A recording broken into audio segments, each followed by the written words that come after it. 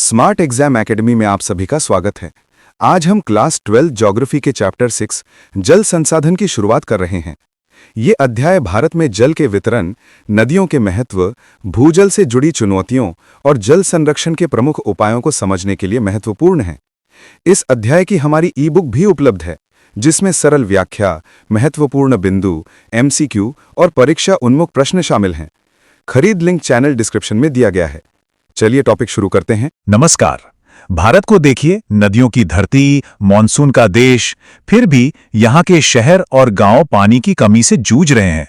ये एक अजीब पहेली है ना, कि इतनी प्रचुरता के बीच आखिर ये कमी क्यों है।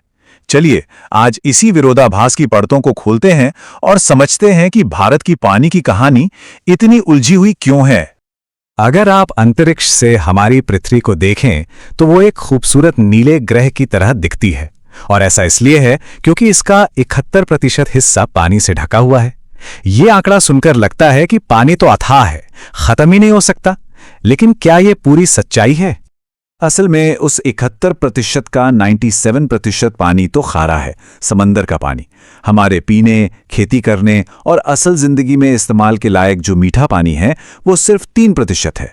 और बस यहीं पर दुनिया की पानी की कहानी में पहला बड़ा मोड़ आ जाता है। तो चलिए अब इस बड़ी तस्वीर को भारत के नजरिए से देखते हैं।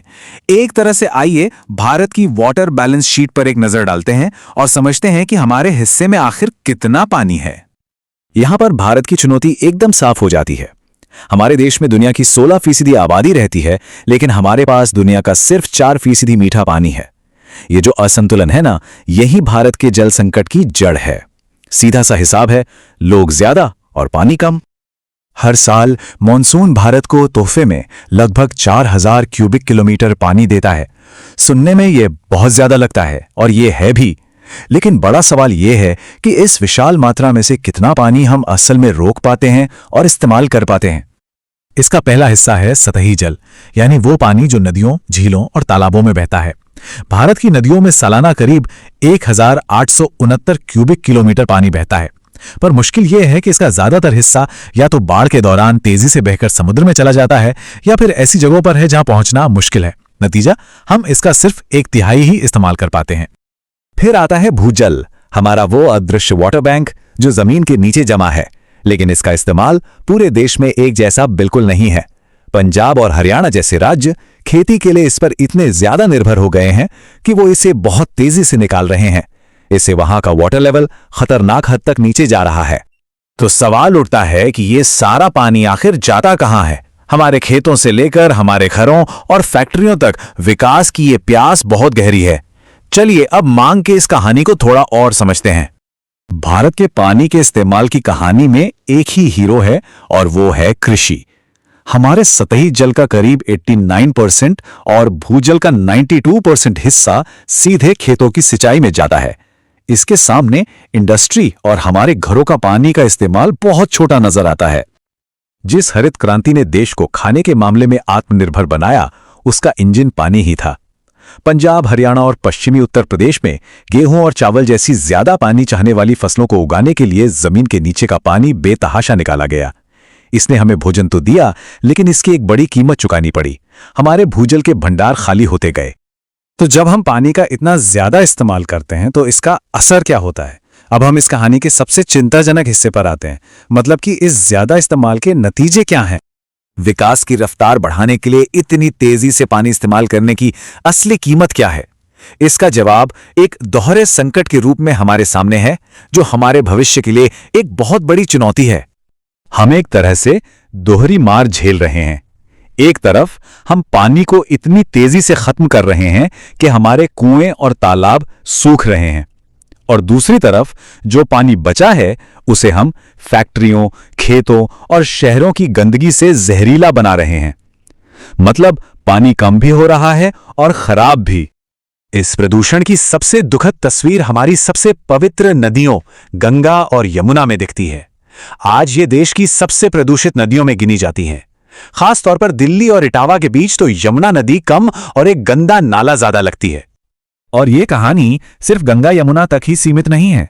चाहे वो अहमदाबाद में साबरमती हो, हैदराबाद में मूसी हो या लखनऊ में गोमती, देश के कोने कोने में हमारी जीवन देने वाली नदियां प्रदूषण से दम तोड़ रही हैं।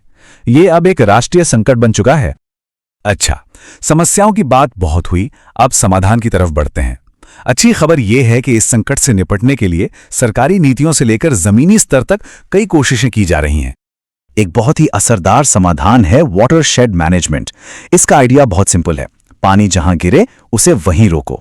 बारिश के पानी को बहकर बर्बाद होने देने के बजाय उसे तालाबों में जमा करो, ताकि वो धीरे धीरे जमीन में जाकर हमारे भूजल को फिर से भर सके। और ये सबसे अच्छा तब काम करता है जब पूरा समुदाय मिलकर इसे अपनाता है। इसी से जुड़ा एक और बेहतरीन तरीका है वर्षा जल संचयन यानी रेन वाटर हार्वेस्टिंग। ये सिर्फ पानी की कमी को ही दूर नहीं करता, बल्कि भूजल स्तर को ऊपर उठाता है, पानी की क्वालिटी को बेहतर बनाता है और यहां तक कि बाढ़ और मिट्टी के कटाव को भी रोकता है। एक तीर से कई निशाने। और ये सिर्फ किताबी बातें नहीं हैं, पूरे देश में इसके सफल उदाहरण हैं। चाहे वो केंद्र सरकार की हरियाली योजना हो, आंध्र प्रदेश का नीरू मीरू कार्यक्रम हो या राजस्थान का अरवरी पानी संसद जैसा जन आंदोलन। तमिलनाडु तो एक कदम और आगे बढ़ गया, वहां हर इमारत के लिए रेन वाटर हार्वेस्टिंग को कानूनन जरूरी बना दिया गया है। सरकारी स्तर पर भी समय समय पर बड़े कदम उठाए गए हैं। 1974 के जल अधिनियम से इसकी शुरुआत हुई, फिर पर्यावरण सुरक्षा कानून और राष्ट्रीय जल नीतियां बनी। हाल ही में 2015 का जल क्रांति अभियान भी इसी दिशा में एक जरूरी कदम है, जो दिखाता है कि पानी को बचाने के लिए एक कानूनी ढांचा लगातार विकसित हो रहा है। तो आखिर में सवाल यही है, इस दुनिया में जहां पानी लगातार कम होता जा रहा है, क्या पानी की हर एक बूंद को बचाना एक सुरक्षित भविष्य के लिए हमारा सबसे जरूरी निवेश नहीं है? यह एक ऐसा सवाल है जिसका जवाब हम सबके साझा भविष्य में छिपा है। नमस्कार। ये कितनी अजीब बात है ना? जिस देश में दुनिया की कुछ सबसे बड़ी नदियां बहती हैं, वही देश आज दुनिया के सबसे बड़े जल संकटों में से एक का सामना कर रहा है। ये एक बहुत बड़ा विरोधाभास है और आज हम इसी पहेली को समझने की कोशिश करेंगे। सोचिए, जब अंतरिक्ष से हमारी पृथ्वी को देखा जाता है तो वो एक सुंदर नीला गोला दिखाई देती है। हर तरफ पानी ही पानी, लगभग 71% हिस्सा। इसे देखकर तो कोई भी कहेगा कि अरे, पानी की तो कोई कमी हो ही नहीं सकती। लेकिन अब असली बात पर आते हैं। इस अथाह नीले समंदर में से हमारे पीने और इस्तेमाल के लायक मीठा पानी सिर्फ 3% है। जी हाँ, बस इतना सा। और यहीं से हमारी आज की कहानी का असली विरोधाभास शुरू होता है। तो पूरी दुनिया की इस कहानी में भारत कहाँ फिट होता है? चलिए जरा भारत के पानी का हिसाब किताब देखते हैं और समझते हैं कि हमारे पास असल में है क्या। और देखिए, यहीं पर असली मुश्किल शुरू होती है। भारत में दुनिया की 16% आबादी रहती है, लेकिन हमारे हिस्से में दुनिया का सिर्फ 4% मीठा पानी आता है। ये जो असंतुलन है ना, यही हमारे सीमित जल संसाधनों पर जबरदस्त दबाव डालता है। हर साल भारत को बारिश से करीब 4000 घन किलोमीटर पानी मिलता है। अब सुनने में तो ये बहुत बड़ी संख्या लगती है ना, कि अरे वाह, इतना सारा पानी। लेकिन कहानी इतनी सीधी नहीं है। चलिए देखते हैं कि ये पानी आखिर जाता कहाँ है। अच्छा, हमारे पानी का एक बड़ा हिस्सा तो हमारी आंखों के ठीक सामने है, हमारी नदियों, झीलों और तालाबों में। देश में 10,000 से भी ज्यादा नदियां हैं, जिनमें गंगा और ब्रह्मपुत्र जैसी जीवन देने वाली धाराएं भी शामिल हैं। और फिर आता है हमारा छिपा हुआ खजाना, भूजल, यानी जमीन के नीचे छिपा हुआ पानी। ये हर साल बारिश से भरता तो है, पर एक हद तक ही। और हम इसका इस्तेमाल कैसे कर रहे हैं? बस यहीं से कहानी में एक बहुत बड़ा मोड़ आता है। तो अब ये तो पता चल गया कि पानी आता कहाँ से है, पर अगला और जरूरी सवाल ये है कि ये पानी जाता कहाँ है। चलिए देखते हैं कि कैसे पूरे देश में इन विशाल जल संसाधनों का इस्तेमाल हो रहा है। इसका जवाब शायद थोड़ा चौंकाने वाला हो। हमारा लगभग 90% पानी, चाहे वो जमीन के ऊपर का हो या नीचे का, सिर्फ एक ही जगह जाता है, और वो है कृषि। खेती हमारे देश की रीढ़ है और पानी उस रीढ़ की जान। लेकिन खेती को इतने पानी की जरूरत पड़ती क्यों है? असल में इसकी जड़ें हरित क्रांति और देश की खाद्य सुरक्षा सुनिश्चित करने की हमारी कोशिशों से जुड़ी हैं। पंजाब, हरियाणा और पश्चिमी उत्तर प्रदेश जैसे राज्यों में तो 85% खेती पूरे तरह से सिंचाई पर ही निर्भर है। तो पानी से विकास की गाड़ी तो तेज दौड़ी, पर हर तेज रफ्तार की एक कीमत होती है। अब हम कहानी को उस मोड़ पर ले जाते हैं जहां हम इस विकास के नतीजों और चुनौतियों पर नजर डालेंगे। सवाल ये है कि विकास की इस रफ्तार के लिए हम असल में क्या कीमत चुका रहे हैं? क्या हम अनजाने में एक बहुत बड़े संकट की तरफ तो नहीं बढ़ रहे? और संकट एक नहीं बल्कि दो तरफा है। एक तरफ पंजाब, हरियाणा जैसे राज्यों में खेती के लिए इतना पानी निकाला जा रहा है कि जमीन के नीचे का जल स्तर तेजी से गिर रहा है, और दूसरी तरफ जो पानी बचा है वो फैक्ट्रियों और शहरों के कचरे से जहरीला होता जा रहा है। मतलब पानी की मात्रा और गुणवत्ता दोनों दांव पर है। ये बात अपने आप में पूरी कहानी कह देती है। हमारी सबसे पवित्र और जरूरी नदियां आज देश की सबसे प्रदूषित नदियों में गिनी जाती हैं। और ये सिर्फ एक पर्यावरण का मुद्दा नहीं है, ये एक सांस्कृतिक और स्वास्थ्य संकट भी है। तो ये जहर आ कहां से रहा है? देखिए, फैक्ट्रियों से निकलने वाले केमिकल्स, खेतों से बहकर आने वाले कीटनाशक और हमारे घरों से निकलने वाला गंदा पानी और कचरा, ये सब मिलकर हमारी नदियों और यहाँ तक कि जमीन के नीचे के पानी को भी जहरीला बना रहे हैं। पर कहानी सिर्फ मुश्किलों की नहीं है, हर चुनौती के साथ समाधान की उम्मीद भी होती है। तो अब कहानी को एक पॉजिटिव मोड़ देते हैं और देखते हैं कि पानी को बचाने और सहेजने के लिए क्या कोशिशें हो रही हैं। इसका एक सबसे असरदार तरीका है वाटरशेड मैनेजमेंट। इसे आसान भाषा में समझिए, ये किसी इलाके को एक बहुत बड़े स्पंज में बदलने जैसा है, जो बारिश की हर बूंद को सोख ले, उसे जमीन के अंदर वापस सहेजे और मिट्टी और पानी दोनों को सेहतमंद रखे। और ये सिर्फ किताबी बातें नहीं है, जमीनी हकीकत देखिए। आंध्र प्रदेश में नीरू मीरू और राजस्थान की अरवरी पानी संसद जैसे कार्यक्रम दिखाते हैं कि जब लोग साथ आ जाएं तो सूखे इलाकों में भी हरियाली लौट सकती है। और तमिलनाडु ने तो कमाल ही कर दिया। वहां हर नई इमारत के लिए बारिश का पानी इकट्ठा करना कानूनी तौर पर जरूरी है। वर्षा जल संचयन के फायदे बिल्कुल साफ हैं। ये न सिर्फ पानी की कमी दूर करता है और भूजल को रिचार्ज करता है, बल्कि मिट्टी के कटाव और बाढ़ को भी रोकता है। और हाँ, ये पानी की क्वालिटी भी सुधारता है। मतलब जो हमारी दो बड़ी प्रॉब्लम्स थीं, मात्रा और गुणवत्ता, ये दोनों का एक बहुत सॉलिड जवाब है। राष्ट्रीय स्तर पर भी समय समय पर बड़े कदम उठाए गए हैं। 1974 के जल अधिनियम से लेकर 2015 के जल क्रांति अभियान तक हमारे जल संसाधनों को बचाने और सही तरीके से इस्तेमाल करने के लिए लगातार कानून और नीतियां बनती रही हैं। तो अब तक हमने समस्या भी देख ली और उसके कुछ समाधान भी। अब आखिर में इस पूरी चर्चा को समेटते हुए ये समझना जरूरी है कि आगे का रास्ता क्या है और इसमें हम सबकी भूमिका क्या हो सकती है।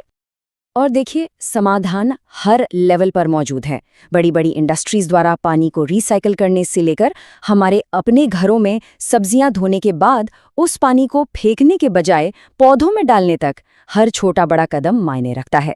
ये हम सबकी एक साझा जिम्मेदारी है।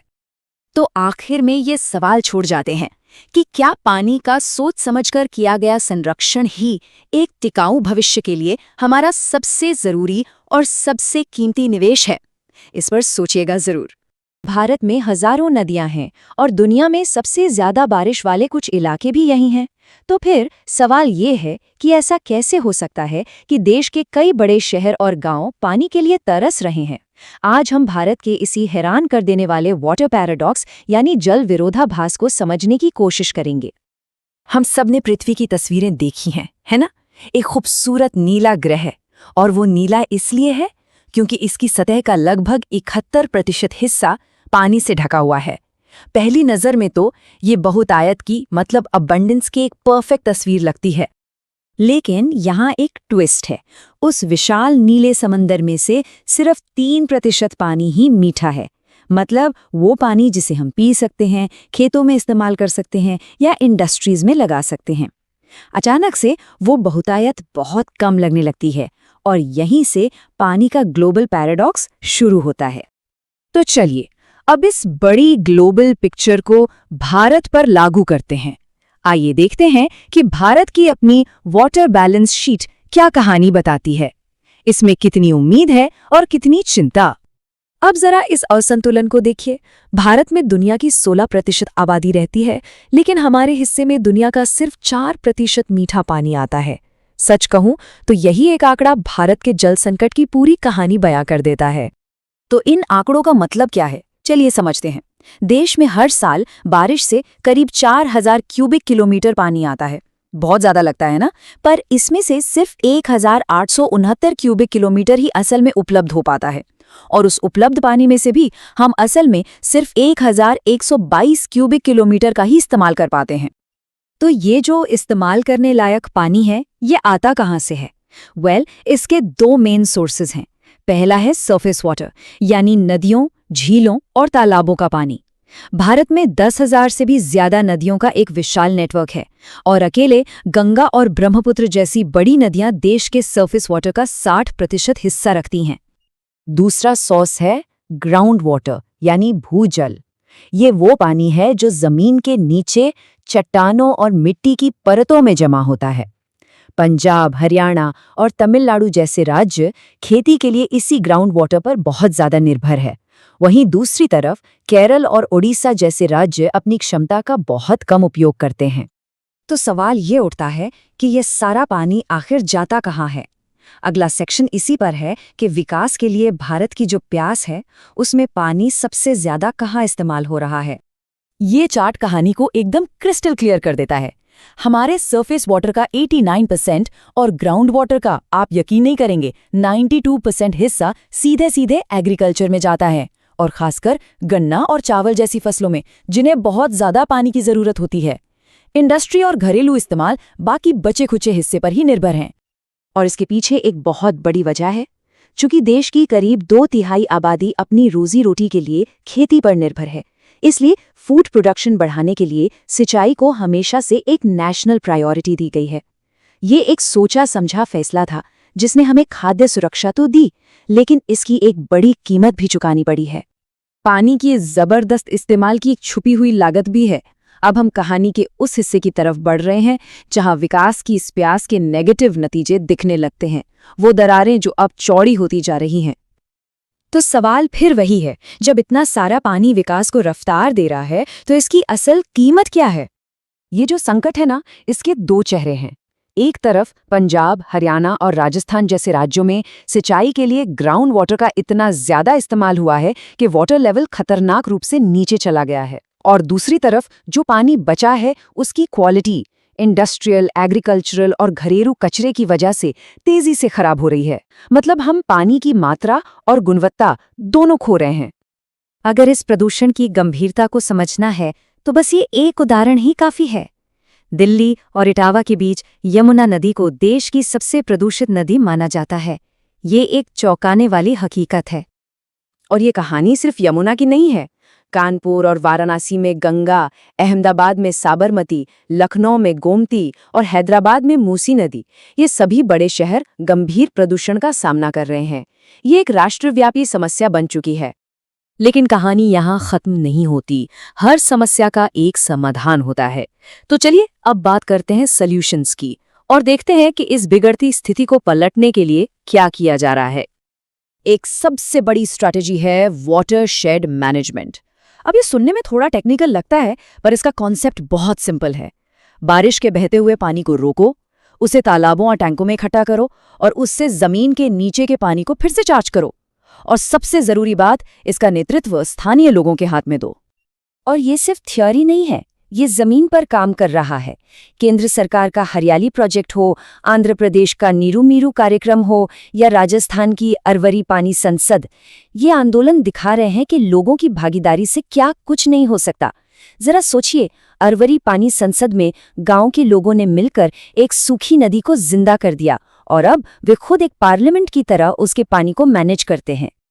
एक और सुपर पावरफुल टूल है हमारे पास, रेन वाटर हार्वेस्टिंग।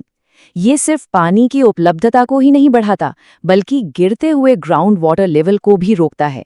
ये पानी में घुले प्रदूषकों को कम करके उसकी क्वालिटी को भी सुधारता है और साथ ही मिट्टी के कटाव और बाढ़ को भी रोकता है। मतलब एक तीर से कई निशाने।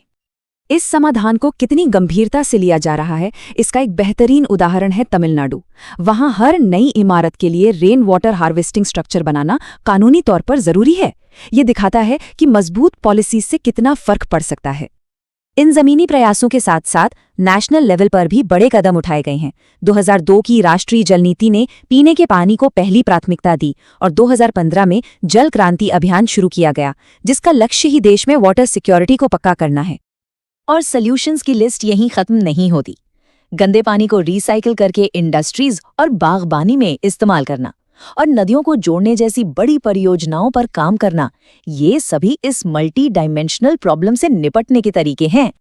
तो आखिर में सारी बात इस एक सिंपल से आइडिया पर आकर रुकती है। हमारी जल सुरक्षा ही हमारी खाद्य सुरक्षा और हमारे रोजी रोटी की नींव है।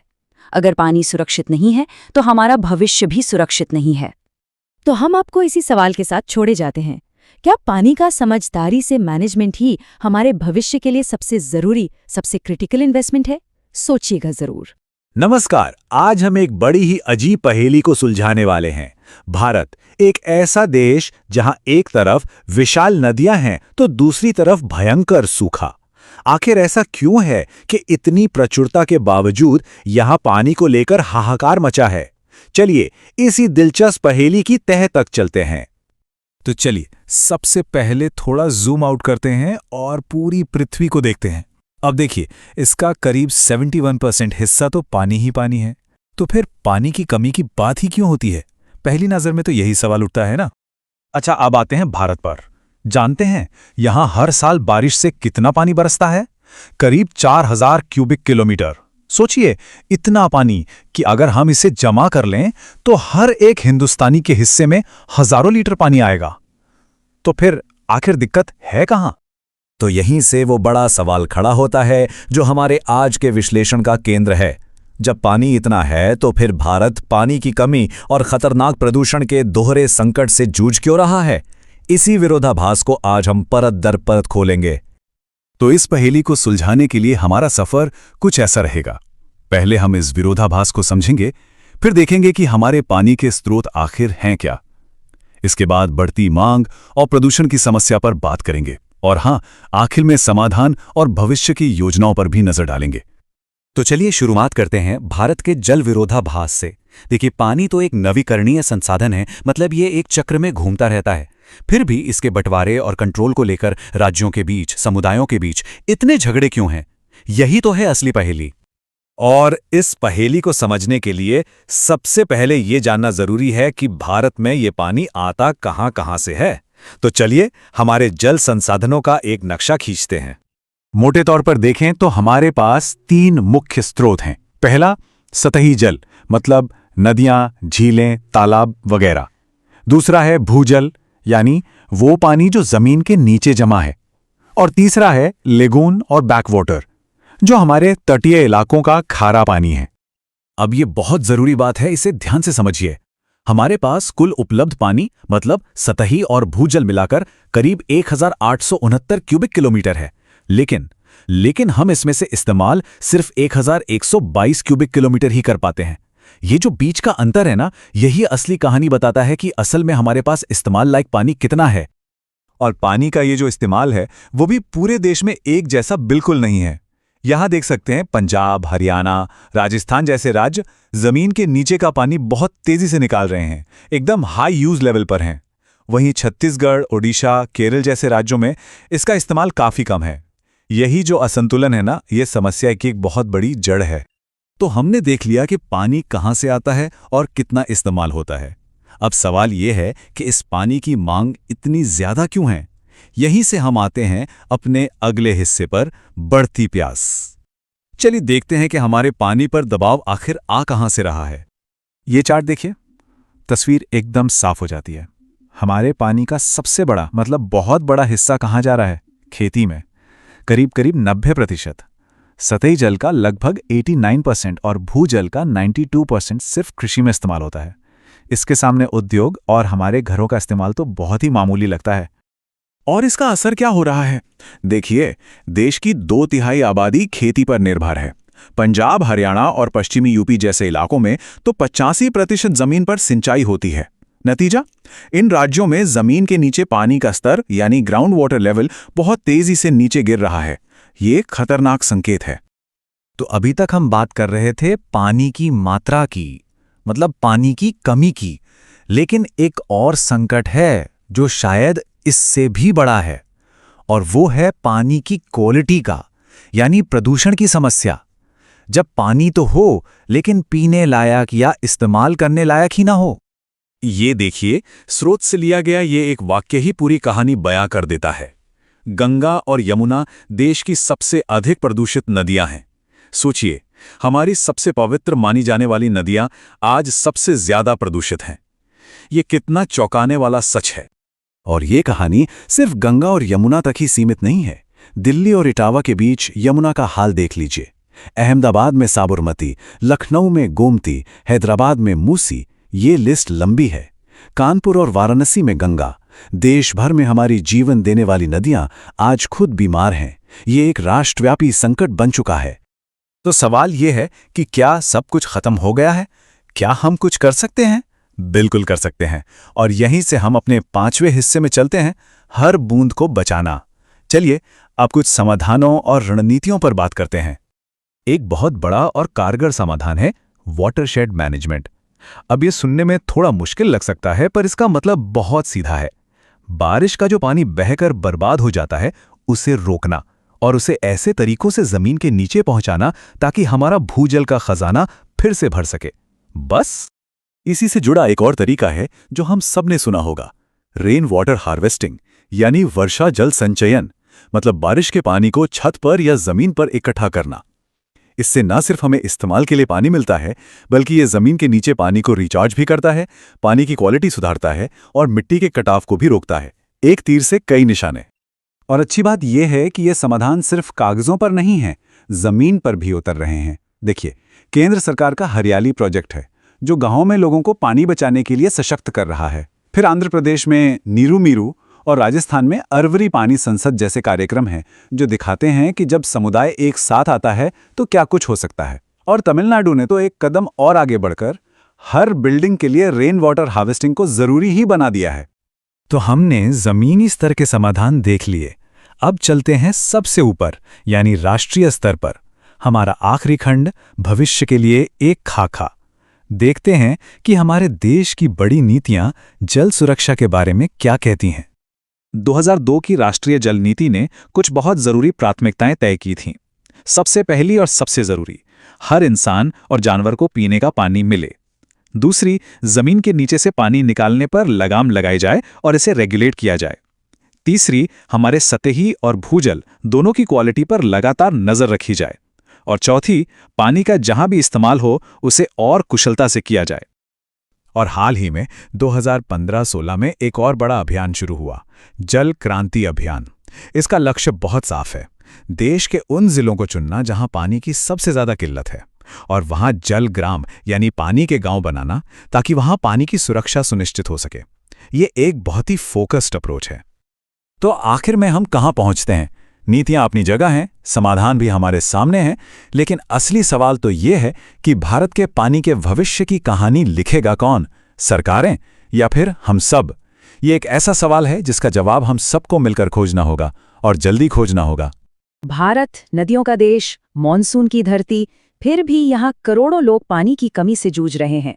ये कहानी है एक गहरे विरोधाभास की, जहाँ एक तरफ पानी की भरमार है और दूसरी तरफ उसकी भारी कमी। तो चलिए भारत के पानी के साथ इस उलझे हुए रिश्ते को थोड़ा समझने की कोशिश करते हैं। हम सब जानते हैं कि हमारी पृथ्वी को ब्लू प्लैनेट यानी नीला ग्रह कहा जाता है, और सही भी है। इसका 71% हिस्सा तो पानी से ही ढका है। पहली नज़र में तो यही लगता है कि भाई पानी की क्या कमी हो सकती है, हर तरफ पानी ही पानी है।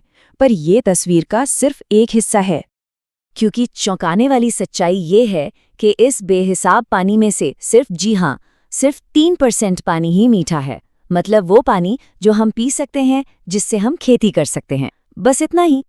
और बस यहीं से शुरू होता है पानी का बड़ा विरोधाभास। एक ऐसा ग्रह जो पानी से लबालब है, पर इस्तेमाल करने लायक पानी के लिए तरस रहा है। और ये चुनौती सिर्फ भारत की नहीं, ये एक ग्लोबल चुनौती है। तो चलिए अब ग्लोबल पिक्चर से जूम इन करते हैं और खास तौर पर भारत पर ध्यान देते हैं, जो पानी को लेकर एक बहुत बड़े दबाव का सामना कर रहा है। पूरी दुनिया में जितना भी ताज़ा पानी है उसमें से भारत के हिस्से में आता है सिर्फ 4%। अब ये आंकड़ा अकेले सुनने में शायद उतना बड़ा न लगे जब तक हम इसके दूसरे पहलू को ना देखें। और ये है वो दूसरा पहलू। दुनिया की 16% आबादी इसी 4% पानी पर निर्भर है। यहाँ पर साफ साफ दिखता है कि संसाधनों और जरूरतों के बीच कितना बड़ा अंतर है।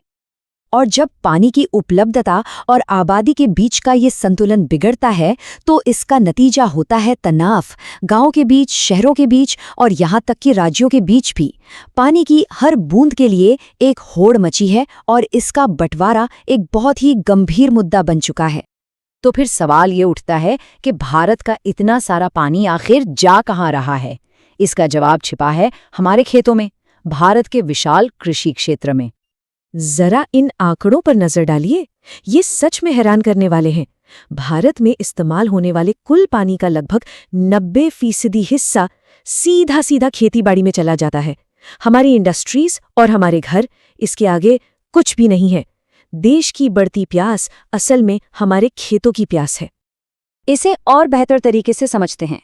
पंजाब, हरियाणा और पश्चिमी उत्तर प्रदेश जैसे राज्य, जिन्हें देश का अन्न का कटोरा भी कहा जाता है, वहां 85% से ज्यादा खेती पूरी तरह सिंचाई पर निर्भर है। मतलब बिना लगातार पानी दिए वहां फसल उगाना लगभग नामुमकिन है। और इसका सीधा नतीजा क्या हो रहा है? एक बहुत ही खतरनाक नतीजा। इन राज्यों में जमीन के नीचे का पानी, जिसे हम भूजल कहते हैं, उसका स्तर तेजी से नीचे गिरता जा रहा है। तो पानी की मात्रा कम हो रही है, ये तो एक बड़ी समस्या है ही। लेकिन कहानी यहीं खत्म नहीं होती। अब बात करते हैं एक और बड़ी चिंता की, जो पानी उपलब्ध है उसकी क्वालिटी की। सोचिए कि हमारे पानी के स्रोतों पर 3 तरफ से हमला हो रहा है। खेतों से बहकर आने वाले कीटनाशक, फैक्ट्रियों से निकलने वाले जहरीले केमिकल्स और शहरों से बिना साफ किए बहने वाला गंदा पानी। ये सब मिलकर हमारी नदियों और भूजल में जहर घोल रहे हैं। और इस प्रदूषण का सबसे दुखद उदाहरण हमारी 2 सबसे पवित्र मानी जाने वाली नदियां हैं, गंगा और यमुना। आज देश की सबसे ज्यादा प्रदूषित नदियों में गिनी जाती हैं। ये एक तथ्य इस संकट की गहराई को बताता है।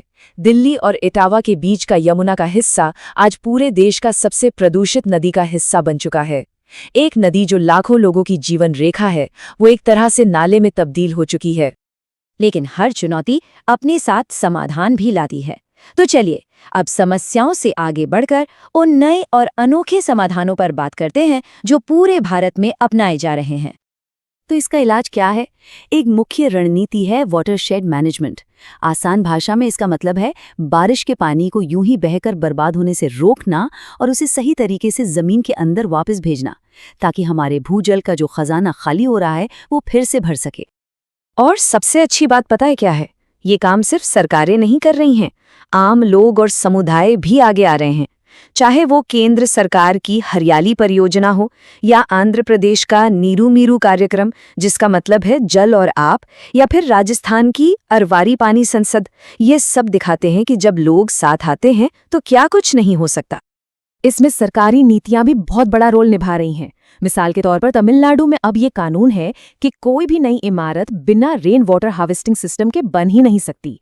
ये एक जबरदस्त कदम है। और ये कोई नई रॉकेट साइंस नहीं है। राजस्थान जैसे सूखे इलाकों में तो सदियों से लोग यही करते आए हैं। छत पर गिरने वाले बारिश के पानी को पाइप के जरिए जमीन के नीचे बने टांके में इकट्ठा कर लिया जाता है। ये आज भी पानी बचाने का एक बहुत ही असरदार तरीका है। इन जमीनी कोशिशों को राष्ट्रीय स्तर की नीतियां भी ताकत देती हैं। 2002 की राष्ट्रीय जल नीति ने साफ कर दिया था कि पहली प्राथमिकता हर इंसान और जानवर तक पीने का साफ पानी पहुंचाना है। साथ ही जमीन के नीचे के पानी के अंधाधुंध इस्तेमाल पर रोक लगाना और पानी की क्वालिटी पर नजर रखना भी इसके मुख्य लक्ष्य हैं। और ये कोशिशें आज भी जारी हैं। 2015 में शुरू हुआ जल क्रांति अभियान इसी दिशा में एक और बड़ा कदम है, जिसका लक्ष्य देश में हर किसी के लिए पानी की सुरक्षा सुनिश्चित करना है। तो आखिर में सवाल यही है, हम सबने स्कूल में पढ़ा है कि पानी एक चक्र है, बादल, बारिश, नदी और फिर भाप। तो हमारी भूमिका क्या सिर्फ इस चक्र से पानी निकालकर इस्तेमाल कर लेने की है, या फिर इस चक्र को पूरा करने में मदद करने की भी? ये बात हम सबको सोचने की जरूरत है। भारत नदियों का देश, मॉनसून की धरती, फिर भी यहाँ करोड़ों लोग पानी की कमी से जूझ रहे हैं। ये कहानी है एक गहरे विरोधाभास की, जहाँ एक तरफ पानी की भरमार है और दूसरी तरफ उसकी भारी कमी। तो चलिए भारत के पानी के साथ इस उलझे हुए रिश्ते को थोड़ा समझने की कोशिश करते हैं। हम सब जानते हैं कि हमारी पृथ्वी को ब्लू प्लैनेट यानी नीला ग्रह कहा जाता है, और सही भी है। इसका 71% हिस्सा तो पानी से ही ढका है। पहली नज़र में तो यही लगता है कि भाई पानी की क्या कमी हो सकती है, हर तरफ पानी ही पानी है। पर ये तस्वीर का सिर्फ एक हिस्सा है, क्योंकि चौंकाने वाली सच्चाई ये है कि इस बेहिसाब पानी में से सिर्फ 3% पानी ही मीठा है। मतलब वो पानी जो हम पी सकते हैं, जिससे हम खेती कर सकते हैं, बस इतना ही। और बस यहीं से शुरू होता है पानी का बड़ा विरोधाभास। एक ऐसा ग्रह जो पानी से लबालब है, पर इस्तेमाल करने लायक पानी के लिए तरस रहा है। और ये चुनौती सिर्फ भारत की नहीं, ये एक ग्लोबल चुनौती है। तो चलिए अब ग्लोबल पिक्चर से जूम इन करते हैं और खास तौर पर भारत पर ध्यान देते हैं, जो पानी को लेकर एक बहुत बड़े दबाव का सामना कर रहा है। पूरी दुनिया में जितना भी ताज़ा पानी है, उसमें से भारत के हिस्से में आता है सिर्फ 4%। अब ये आंकड़ा अकेले सुनने में शायद उतना बड़ा न लगे, जब तक हम इसके दूसरे पहलू को ना देखें। और ये है वो दूसरा पहलू। दुनिया की 16% आबादी इसी 4% पानी पर निर्भर है। यहाँ पर साफ साफ दिखता है कि संसाधनों और जरूरतों के बीच कितना बड़ा अंतर है। और जब पानी की उपलब्धता और आबादी के बीच का ये संतुलन बिगड़ता है, तो इसका नतीजा होता है तनाव, गांव के बीच, शहरों के बीच और यहाँ तक कि राज्यों के बीच भी।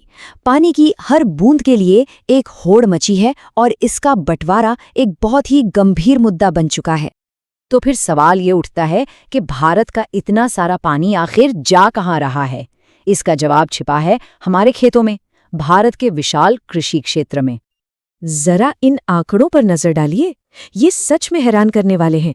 भारत में इस्तेमाल होने वाले कुल पानी का लगभग 90% हिस्सा सीधा सीधा खेतीबाड़ी में चला जाता है। हमारी इंडस्ट्रीज और हमारे घर इसके आगे कुछ भी नहीं है। देश की बढ़ती प्यास असल में हमारे खेतों की प्यास है। इसे और बेहतर तरीके से समझते हैं। पंजाब, हरियाणा और पश्चिमी उत्तर प्रदेश जैसे राज्य, जिन्हें देश का अन्न का कटोरा भी कहा जाता है, वहां 85% से ज्यादा खेती पूरी तरह सिंचाई पर निर्भर है। मतलब बिना लगातार पानी दिए वहां फसल उगाना लगभग नामुमकिन है। और इसका सीधा नतीजा क्या हो रहा है? एक बहुत ही खतरनाक नतीजा। इन राज्यों में जमीन के नीचे का पानी, जिसे हम भूजल कहते हैं, उसका स्तर तेजी से नीचे गिरता जा रहा है। तो पानी की मात्रा कम हो रही है, ये तो एक बड़ी समस्या है ही। लेकिन कहानी यहीं खत्म नहीं होती। अब बात करते हैं एक और बड़ी चिंता की, जो पानी उपलब्ध है उसकी क्वालिटी की। सोचिए कि हमारे पानी के स्रोतों पर 3 तरफ से हमला हो रहा है। खेतों से बहकर आने वाले कीटनाशक, फैक्ट्रियों से निकलने वाले जहरीले केमिकल्स और शहरों से बिना साफ किए बहने वाला गंदा पानी। ये सब मिलकर हमारी नदियों और भूजल में जहर घोल रहे हैं। और इस प्रदूषण का सबसे दुखद उदाहरण हमारी 2 सबसे पवित्र मानी जाने वाली नदियां हैं, गंगा और यमुना। आज देश की सबसे ज्यादा प्रदूषित नदियों में गिनी जाती हैं। ये एक तथ्य इस संकट की गहराई को बताता है। दिल्ली और इटावा के बीच का यमुना का हिस्सा आज पूरे देश का सबसे प्रदूषित नदी का हिस्सा बन चुका है। एक नदी जो लाखों लोगों की जीवन रेखा है, वो एक तरह से नाले में तब्दील हो चुकी है। लेकिन हर चुनौती अपने साथ समाधान भी लाती है। तो चलिए अब समस्याओं से आगे बढ़कर उन नए और अनोखे समाधानों पर बात करते हैं जो पूरे भारत में अपनाए जा रहे हैं। तो इसका इलाज क्या है? एक मुख्य रणनीति है वाटरशेड मैनेजमेंट। आसान भाषा में इसका मतलब है बारिश के पानी को यूं ही बहकर बर्बाद होने से रोकना और उसे सही तरीके से जमीन के अंदर वापस भेजना, ताकि हमारे भूजल का जो खजाना खाली हो रहा है वो फिर से भर सके। और सबसे अच्छी बात पता है क्या है? ये काम सिर्फ सरकारें नहीं कर रही हैं, आम लोग और समुदाय भी आगे आ रहे हैं। चाहे वो केंद्र सरकार की हरियाली परियोजना हो या आंध्र प्रदेश का नीरू मीरू कार्यक्रम, जिसका मतलब है जल और आप, या फिर राजस्थान की अरवारी पानी संसद, ये सब दिखाते हैं कि जब लोग साथ आते हैं तो क्या कुछ नहीं हो सकता। इसमें सरकारी नीतियां भी बहुत बड़ा रोल निभा रही हैं। मिसाल के तौर पर तमिलनाडु में अब ये कानून है कि कोई भी नई इमारत बिना रेन वाटर हार्वेस्टिंग सिस्टम के बन ही नहीं सकती। ये एक जबरदस्त कदम है। और ये कोई नई रॉकेट साइंस नहीं है। राजस्थान जैसे सूखे इलाकों में तो सदियों से लोग यही करते आए हैं।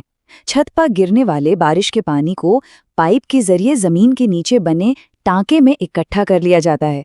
ये आज भी पानी बचाने का एक बहुत ही असरदार तरीका है। इन जमीनी कोशिशों को राष्ट्रीय स्तर की नीतियां भी ताकत देती हैं। 2002 की राष्ट्रीय जल नीति ने साफ कर दिया था कि पहली प्राथमिकता हर इंसान और जानवर तक पीने का साफ पानी पहुंचाना है। साथ ही जमीन के नीचे के पानी के अंधाधुंध इस्तेमाल पर रोक लगाना और पानी की क्वालिटी पर नजर रखना भी इसके मुख्य लक्ष्य हैं। और ये कोशिशें आज भी जारी हैं। 2015 में शुरू हुआ जल क्रांति अभियान इसी दिशा में एक और बड़ा कदम है, जिसका लक्ष्य देश में हर किसी के लिए पानी की सुरक्षा सुनिश्चित करना है। तो आखिर में सवाल यही है, हम सबने स्कूल में पढ़ा है कि पानी एक चक्र है, बादल, बारिश, नदी और फिर भाप। तो हमारी भूमिका क्या सिर्फ इस चक्र से पानी निकालकर इस्तेमाल कर लेने की है, या फिर इस चक्र को पूरा करने में मदद करने की भी? ये बात हम सबको सोचने की जरूरत है। पानी, हम सब जानते हैं कि इसके बिना जीवन की कल्पना भी नहीं की जा सकती। ये एक ऐसा रिसोर्स है ना? लेकिन आज हम बात करेंगे भारत की पानी की कहानी की। और ये कहानी सच कहूं तो एक बड़े ही दिलचस्प विरोधाभास से भरी है। एक तरफ तो हमारे पास पानी की कोई कमी नहीं लगती, और दूसरी तरफ एक गहरा संकट है। अब देखिए, जब हम अपनी धरती को अंतरिक्ष से देखते हैं तो वो एक खूबसूरत नीले ग्रह की तरह दिखती है ना? और इसकी वजह पानी। हमारी धरती का सोचिए 71% हिस्सा पानी से ढका हुआ है। तो पहली नजर में तो यही लगता है कि अरे पानी की तो कोई कमी ही नहीं है। लेकिन यहां एक बहुत बड़ा लेकिन है। इस 71% पानी में से सिर्फ और सिर्फ 3% पानी ही मीठा है। मतलब वो पानी जिसे हम पी सकते हैं, अपनी फसलों के लिए इस्तेमाल कर सकते हैं। और बस यहीं से भारत की जो असली पानी की कहानी है वो शुरू होती है। तो चलिए, तो इस ग्लोबल पिक्चर से अब फोकस करते हैं सीधे भारत पर। सवाल यह है कि पानी के इस पूरे हिसाब किताब में भारत आखिर खड़ा कहां है? ये जो आंकड़े हैं ना, ये भारत की चुनौती को एक ही झटके में सामने रख देते हैं। जरा सोचिए, दुनिया की 16% आबादी हमारे देश में है, लेकिन जब बात आती है दुनिया के मीठे पानी के संसाधनों की, तो हमारे हिस्से में आता है सिर्फ 4%। यही वो असंतुलन है, यही वो इम्बैलेंस है जो हमारी पानी से जुड़ी ज्यादातर समस्याओं की जड़ में है। तो क्या इसका मतलब यह है कि भारत में कुदरती तौर पर ही पानी की कमी है? वेल, ऐसा भी नहीं है। हमारा मॉनसून हर साल हमें लगभग 4000 क्यूबिक किलोमीटर पानी देता है। ये बहुत बड़ी मात्रा है। इतनी कि अगर ठीक से मैनेज किया जाए तो हर किसी की जरूरत पूरी हो सकती है। तो फिर गड़बड़ कहाँ है? समस्या क्या है? देखिए, हमारे पास पानी के 2 मेन सोर्सेज हैं। पहला है सरफेस वाटर, यानी सतही जल। ये वो पानी है जो हमें नदियों, झीलों, तालाबों में मिलता है। और हमारे देश में तो गंगा, ब्रह्मपुत्र जैसी विशाल नदियों के साथ साथ 10,000 से भी ज्यादा नदियां हैं। और दूसरा जो बहुत ही जरूरी सोर्स है वो है ग्राउंड वाटर, यानी भूजल। वो पानी जो जमीन के नीचे छिपा है।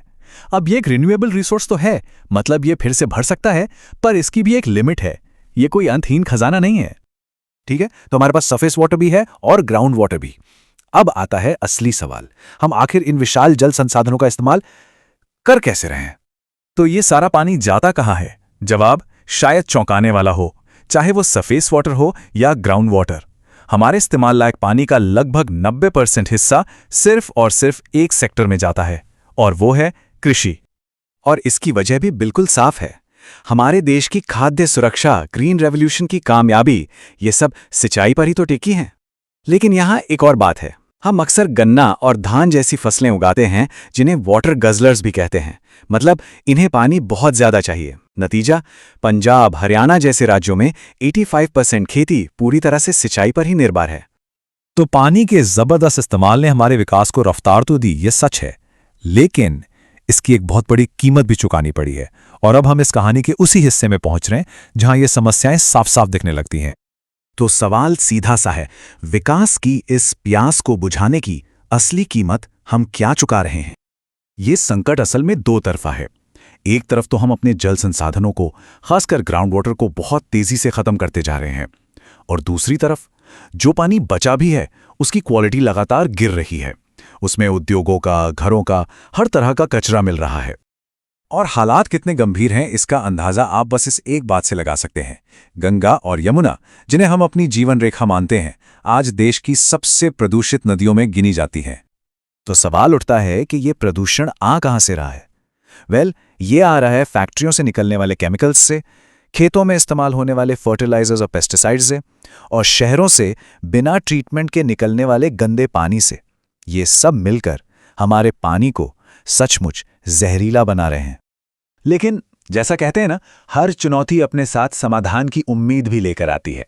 तो चलिए अब उन कोशिशों की बात करते हैं जो इस बिगड़ती हुई स्थिति को सुधारने के लिए की जा रही हैं। इनमें से एक बहुत ही कारगर तरीका है वाटरशेड मैनेजमेंट। अब ये सुनने में भले ही थोड़ा टेक्निकल लगे, पर इसका मतलब बहुत सीधा सा है। बारिश के पानी को यूं ही बहकर बर्बाद होने से रोकना और उसे सहेज कर अलग अलग तरीकों से वापस जमीन के नीचे पहुंचाना, ताकि हमारा जो ग्राउंड वाटर लेवल गिर रहा है वो फिर से ऊपर आ सके। ये एक बहुत ही होलिस्टिक अप्रोच है। और अच्छी बात यह है कि ये काम सिर्फ कागजों पर नहीं बल्कि जमीन पर हो रहा है। जैसे आंध्र प्रदेश में नीरू मीरू यानी पानी और आप प्रोग्राम, या फिर राजस्थान के अलवर में अरवारी पानी संसद। ये ऐसे इनिशिएटिव्स हैं जहां लोगों ने खुद आगे आकर पानी बचाने के लिए काम किया है। और तमिलनाडु ने तो एक कदम आगे बढ़कर हर नई इमारत के लिए रेन वाटर हार्वेस्टिंग को कंपल्सरी ही कर दिया है। और ये जो रेन वाटर हार्वेस्टिंग है ना, इसके फायदे एक नहीं बल्कि अनेक हैं। ये सिर्फ पानी की अवेलेबिलिटी ही नहीं बढ़ाता, बल्कि ग्राउंड वाटर को भी रिचार्ज करता है, मिट्टी के कटाव और बाढ़ को भी कम करता है, और हाँ, पानी की क्वालिटी को भी बेहतर बनाता है। सरकारी स्तर पर भी समय समय पर कई कदम उठाए गए हैं। 1974 के वाटर एक्ट से लेकर हाल के सालों में 2015 के जल क्रांति अभियान तक पानी को बचाने और मैनेज करने के लिए कई नीतियां और कानून बनाए गए हैं। तो अब सवाल यह है कि आगे का रास्ता क्या है? और इसका जवाब मुझे लगता है अब तक साफ हो चुका है। ये किसी एक की नहीं बल्कि हम सब की एक साझा जिम्मेदारी है। और अच्छी बात यह है कि समाधान हर लेवल पर मौजूद हैं। बड़ी बड़ी इंडस्ट्रीज में पानी को रिसाइकिल करने से लेकर हमारे अपने घरों में सब्जियां धोने के बाद उस पानी को पौधों में डालने तक हर छोटी बड़ी कोशिश मायने रखती है। तो आखिर में हम सबको मिलकर इस एक सवाल के बारे में सोचना होगा, क्या पानी का सोच समझकर सही तरीके से संरक्षण करना ही हमारे सस्टेनेबल फ्यूचर के लिए सबसे जरूरी इन्वेस्टमेंट है? ये एक ऐसा सवाल है जिसका जवाब हम सबको मिलकर खोजना होगा। चलिए आज बात करते हैं भारत के जल संसाधनों की। ये कहानी सिर्फ पानी की नहीं है, बल्कि एक बहुत बड़ी चुनौती और उसके लिए खोजे जा रहे नए नए समाधानों की है। ये कहानी हमारे भविष्य की है। तो आज हम क्या क्या देखने वाले हैं? हम शुरुआत करेंगे एक बड़े ही दिलचस्प विरोधाभास से, फिर भारत के पानी के हिसाब किताब को समझेंगे, संकट की जड़ों तक जाएंगे और फिर देखेंगे कि इस कमी से कैसे निपटा जा सकता है, संरक्षण के क्या तरीके हैं और आखिर में इसमें पॉलिसी और हम लोगों की क्या भूमिका है। तो चलिए सीधे पहले हिस्से पर आते हैं। ये एक ऐसा सवाल है जो पूरी दुनिया की पानी की स्थिति के बारे में एक अजीब सी सच्चाई को सामने लाता है। ये सवाल तो मन में आता ही है ना, कि भाई जब चारों तरफ इतना पानी है तो फिर पानी की कमी का इतना शोर क्यों है? आइए इस पहेली को सुलझाते हैं। और देखिए, जवाब बस इस एक नंबर में छिपा है। हमारी धरती पर जितना भी पानी है उसका सिर्फ 3% ही मीठा पानी है, यानी पीने और इस्तेमाल करने लायक। इसे ऐसे समझिए, अगर आपके पास 100 लीटर पानी है तो उसमें से सिर्फ 3 लीटर ही काम का है, बाकी सब खारा है, समंदर का पानी। ये आंकड़ा एकदम से पूरी तस्वीर साफ कर देता है। अब दुनिया की बात तो हो गई, चलिए जरा अपने देश भारत की स्थिति पर गौर करते हैं। देखते हैं कि आंकड़ों के लिहाज से भारत कहाँ खड़ा है। जरा इन आंकड़ों को देखिए, ये अपने आप में एक पूरी कहानी बताते हैं। दुनिया की सिर्फ 2.4% जमीन भारत के पास है और पानी के संसाधन है सिर्फ 4%। लेकिन दुनिया की 16% आबादी यहीं रहती है। मतलब साफ है, कम संसाधनों पर बहुत ज्यादा लोगों का दबाव है। अब अच्छी बात यह है कि हर साल भारत को बारिश से करीब 4000 क्यूबिक किलोमीटर पानी मिलता है। ये एक बहुत बड़ी मात्रा है जो हमारी नदियों, तालाबों और जमीन के नीचे पानी को भरती है। लेकिन, और ये लेकिन बहुत जरूरी है, उस 4000 में से असल में हमारे इस्तेमाल के लिए जो पानी उपलब्ध हो पाता है वो है सिर्फ 1122 क्यूबिक किलोमीटर। हमारी सारी ज़रूरतें पीने से लेकर खेती और इंडस्ट्री तक इसी पानी पर निर्भर करती हैं। तो फिर असली समस्या क्या है? बात सिर्फ पानी की उपलब्धता की नहीं है। हमारी बढ़ती मांग, बढ़ता हुआ प्रदूषण और जमीन के नीचे से तेजी से खत्म होता पानी, ये सब मिलकर इस संकट को और भी ज्यादा गहरा बना रहे हैं। चलिए इसे थोड़ा और समझते हैं। तो सवाल उठता है कि हमारा इतना सारा पानी आखिर जाता कहाँ है? और इसका जवाब, जैसा कि ये चार्ट दिखा रहा है, एकदम साफ है। कृषि।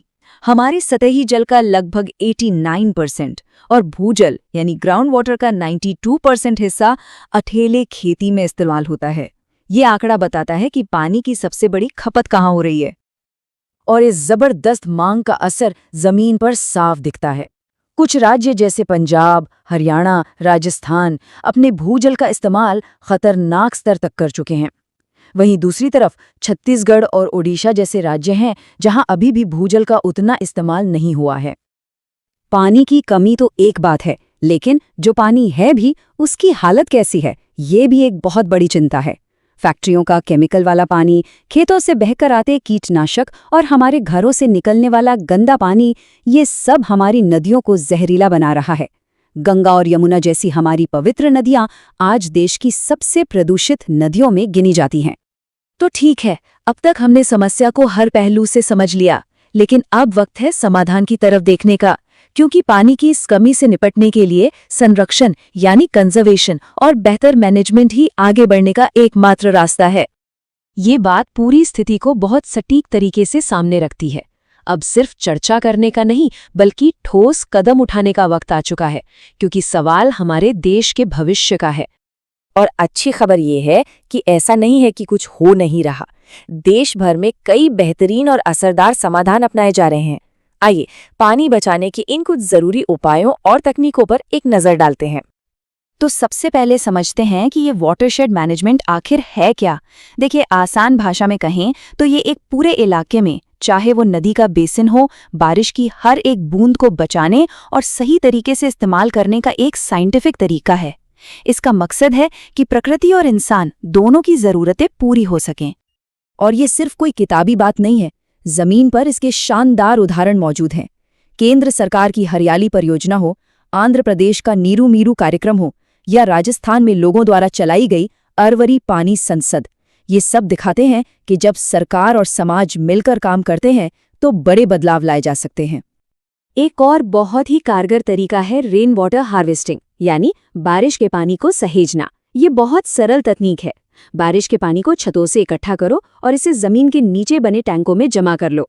राजस्थान में इसे सदियों से टांका के रूप में इस्तेमाल किया जा रहा है, और तमिलनाडु ने तो कमाल ही कर दिया। वहां हर नई बिल्डिंग के लिए इसे जरूरी बना दिया गया है। ये एक ऐसा कदम है जिससे पूरा देश सीख सकता है। जरा सोचिए, अगर हमारे घरों से नहाने या कपड़े धोने के बाद निकलने वाला पानी, जिसे ग्रे वाटर कहते हैं, बर्बाद होने की जगह बगीचे में या गाड़ी धोने के काम आ जाए। खासकर शहरों के लिए ये पानी बचाने का एक बहुत ही शानदार तरीका हो सकता है, जिससे साफ पानी पर दबाव काफी कम हो जाएगा। तो हमने समाधान तो देख लिए, पर इन्हें लागू कौन करेगा? यहीं पर बात आती है नीति यानी पॉलिसी और सबसे जरूरी लोगों की। देखते हैं कि हमारे पानी के भविष्य को सुरक्षित करने में कानून और समाज की क्या भूमिका है। ऐसा नहीं है कि पानी को लेकर हमारे देश में कोशिशें नहीं हुई हैं। कानूनों का एक लंबा इतिहास रहा है। 1974 के जल अधिनियम से ये सफर शुरू हुआ और 2015 में जल क्रांति अभियान तक पहुंचा। इन सब ने मिलकर राष्ट्रीय स्तर पर पानी के मैनेजमेंट के लिए एक ढांचा तैयार किया है। लेकिन यहाँ एक कड़वी सच्चाई का सामना करना जरूरी है। कानून बनाना एक बात है और उन्हें जमीन पर लागू करना वो बिल्कुल दूसरी। 1974 का कानून तो प्रदूषण रोकने के लिए बना था, पर हकीकत ये है कि आज भी सैकड़ों फैक्ट्रियां हमारी नदियों में जहर घूल रही हैं। ये इरादे और असलियत के बीच का एक बहुत बड़ा फासला है। तो फिर रास्ता क्या है? अगर कानून पूरी तरह काम नहीं कर पा रहे तो उम्मीद कहाँ है? उम्मीद है हम सब में। असली बदलाव सिर्फ कानूनों से नहीं, बल्कि जन जागरूकता से आएगा। जब लोग खुद जागरूक होंगे, तभी खेती, घर और इंडस्ट्री से होने वाले प्रदूषण को रोका जा सकेगा। जन भागीदारी ही सबसे बड़ा और सबसे शक्तिशाली हथियार है। तो आखिर में बात यहीं आके रुकती है। पानी को बचाना किसी एक की जिम्मेदारी नहीं है, ये हम सबका साझा कर्तव्य है। सरकार की नीति से लेकर हमारे अपने घर में उठाए गए एक छोटे से कदम तक हर चीज मायने रखती है। अब सवाल ये है कि इस दिशा में हमारा अगला कदम क्या होगा। एक अजीब सी बात है ना? जिस देश में गंगा और ब्रह्मपुत्र जैसी बड़ी बड़ी नदियां हैं, जहां मॉनसून हर साल धूमधाम से आता है, वही देश पानी की कमी से जूझ रहा है। आखिर ऐसा क्यों है? चलिए आज इसी गुत्थी को सुलझाते हैं। ये सवाल तो आप जानते ही हैं, सबके दिमाग में आता है। जब हम ग्लोब देखते हैं तो हर तरफ नीला समंदर ही दिखता है। तो फिर ये पानी के संकट की बातें कहाँ से आईं? असल में इसका जवाब पानी के टाइप में छिपा है। जवाब है सिर्फ एक नंबर में, 3%। सोचकर देखिए, पूरी दुनिया के पानी का सिर्फ और सिर्फ 3% ही मीठा पानी है। वही पानी जिसे हम पी सकते हैं, खेती में इस्तेमाल कर सकते हैं। बाकी का जो 97% है वो तो समंदर का खारा पानी है। अब तस्वीर थोड़ी साफ हो रही है ना? तो आज हम क्या क्या जानेंगे? सबसे पहले इस वाटर पैराडॉक्स को समझेंगे, फिर भारत के पानी का हिसाब किताब देखेंगे, उसके बाद ये संकट कितना गहरा है उस पर बात करेंगे, और आखिर में समाधान क्या है और आगे का रास्ता कैसा होगा इस पर चर्चा करेंगे। तो शुरू करते हैं। देखिए, पानी का एक साइकिल है। वो भाप बनता है, बादल बनता है, बारिश होके नीचे आ जाता है, सिंपल। लेकिन इसका मतलब ये बिल्कुल नहीं है कि पानी अनलिमिटेड है। जो मीठा पानी है ना, वो बहुत लिमिटेड है, और इसी लिमिटेड पानी के लिए आज लोगों में, यहाँ तक कि राज्यों के बीच भी झगड़े हो रहे हैं। अच्छा, अब आते हैं सीधे भारत पर। कुछ नंबर देखते हैं जिससे पूरी पिक्चर एकदम साफ हो जाएगी। और यही समस्या की जड़ है। सोचकर देखिए, पूरी दुनिया की जमीन का हमारे पास है 2.4%, पानी है 4%, लेकिन आबादी पूरी दुनिया की 16%। मतलब 4% पानी से हमें 16% लोगों की जरूरतें पूरी करनी है। ये जो असंतुलन है ना, यही सारे दबाव की वजह है। तो आखिर हमारे पास कुल पानी है कितना? हर साल बारिश से, नदियों से, जमीन के नीचे से, सब मिलाकर हमें मिलता है लगभग 1122 क्यूबिक किलोमीटर्स पानी। ये है हमारा वाटर बजट। बस सारे काम इसी के अंदर मैनेज करने हैं। तो इस लिमिटेड वाटर बजट पर इतना दबाव आ कहां से रहा है? इसके 3 मुख्य विलन हैं। पहला, बढ़ती हुई मांग, दूसरा, तेजी से नीचे जाता भूजल, और तीसरा, प्रदूषण, जो खतरनाक स्तर पर पहुंच चुका है। अगर हम पानी की मांग की बात करें तो एक सेक्टर सबसे आगे है, खेती यानी एग्रीकल्चर। नदियों और तालाबों के पानी का 89% और जमीन के नीचे के पानी का 92%, इतना पानी सिर्फ खेती में जाता है। इसका मतलब साफ है, नो वाटर नो फूड। हमारी खाद्य सुरक्षा पूरी तरह से पानी पर टिकी हुई है। और इसका नतीजा सोच लीजिए, जब खेती के लिए जमीन से इतना पानी निकाला जाएगा तो क्या होगा? हमारे देश के अन्न के कटोरे कहलाने वाले राज्य जैसे पंजाब, हरियाणा, राजस्थान, वहां जमीन के नीचे पानी का स्तर इतना ज्यादा गिर चुका है कि अब हालत चिंताजनक हो गई है। एक तरफ पानी कम हो रहा है, और दूसरी तरफ जो पानी बचा है उसकी गुणवत्ता भी खराब हो रही है। ये और भी बड़ी चिंता की बात है। जिन नदियों को हम पूजते हैं, गंगा, यमुना, आज वो प्रदूषण का शिकार हैं। शहरों और फैक्ट्रियों का गंदा पानी उन्हें धीरे धीरे एक नाले में बदल रहा है। कितनी दुख की बात है। तो पिक्चर एकदम क्लियर है। पानी कम हो रहा है, मांग बढ़ रही है। अब पानी बचाना कोई अच्छी आदत या हॉबी नहीं है, ये हमारे अस्तित्व के लिए जरूरी हो गया है। अब सवाल ये नहीं है कि क्यों बचाएं, सवाल ये है कि कैसे बचाएं। और ये एक कड़वी सच्चाई है कि सिर्फ कागज पर कानून बना देने से कुछ नहीं होता। हमारे पास 1974 से जल प्रदूषण अधिनियम है। सोच लीजिए, इतना पुराना कानून, लेकिन जमीनी हकीकत वो ये है कि आज भी नदियां गंदी हो रही हैं। क्यों? क्योंकि उन कानूनों को सख्ती से लागू ही नहीं किया गया। तो क्या मायूस हो जाना चाहिए? बिल्कुल नहीं। अब हम बात करेंगे समाधानों की। और अच्छी खबर ये है कि हमारे पास इस समस्या से लड़ने के लिए पुराने पारंपरिक तरीके भी हैं और नए आधुनिक तरीके भी। एक बहुत ही असरदार तरीका है वाटरशेड प्रबंधन। इसका कॉन्सेप्ट बहुत सरल है। पानी को पकड़ो, बहने मत दो। मतलब जब बारिश हो तो उस पानी को बहकर बर्बाद न होने दें, उसे रोको, स्टोर करो और जमीन के नीचे आराम से जाने दो, ताकि हमारा भूजल स्तर फिर से ऊपर आ सके। और पता है क्या, ये तरीका काम करता है सच में। केंद्र सरकार के हरियाली प्रोजेक्ट से लेकर राजस्थान में अरवरी पानी संसद जैसे स्थानीय पहलों ने ये साबित कर दिया है कि जब लोग साथ मिलकर काम करते हैं तो सूखी जमीन पर भी हरियाली लौट सकती है। इसी से जुड़ा एक और आइडिया है, वर्षा जल संचयन। ये कोई रॉकेट साइंस नहीं है, बल्कि सदियों पुरानी हमारी परंपरा है। राजस्थान के टांका सिस्टम को ही ले लीजिए। घरों के नीचे पानी स्टोर करने का कितना शानदार तरीका है। भूजल पर हमारी निर्भरता कम करने का ये सबसे सीधा और सरल उपाय है। और एक चीज हम सब कर सकते हैं, पानी का दोबारा इस्तेमाल। जरा सोचिए, हमारे घरों में जो नहाने या बर्तन धोने का पानी होता है, उसको आसानी से बागवानी के लिए या गाड़ी धोने के लिए इस्तेमाल किया जा सकता है। हर बूंद कीमती है और ऐसे हर बूंद बच सकती है। तो आखिर में बात ये है कि ये लड़ाई सिर्फ सरकार की नहीं है। एक जल सुरक्षित भविष्य के लिए नीति निर्माताओं को और हम जैसे आम लोगों को सबको साथ आना होगा। ये हम सबकी एक साझा जिम्मेदारी है। हमारी राष्ट्रीय जल नीति की ये एक लाइन सब कुछ कह देती है। ये हमें याद दिलाती है कि अर्थव्यवस्था और उद्योगों से भी पहले पानी पर पहला हक हर इंसान और हर जीव का है, पीने के लिए। ये एक मौलिक अधिकार है। सरकार के जल क्रांति अभियान जैसे कदम इसी दिशा में हैं। इसका मुख्य लक्ष्य क्या है? हर उस जिले में जहां पानी की कमी है, वहां एक जल ग्राम बनाना। एक ऐसा गांव जो अपने पारंपरिक ज्ञान और नई तकनीक को मिलाकर पानी के मामले में आत्मनिर्भर बन सके। और देखिए, जब सरकारें थोड़े सख्त कदम उठाती हैं तो बदलाव भी बड़े आते हैं। तमिलनाडु इसका एक जोरदार उदाहरण है। वहां हर नई इमारत के लिए वर्षा जल संचयन अनिवार्य है। सोच लीजिए, एक कानून और उसने पूरे राज्य में पानी बचाने की एक लहर पैदा कर दी। तो हमने समस्या को समझा, समाधान भी देखें। अब गेंद हमारे पाले में है। सरकारें, समुदाय और हम सब। पानी का कल कैसा होगा, ये इस बात पर निर्भर करता है कि हम आज क्या करते हैं।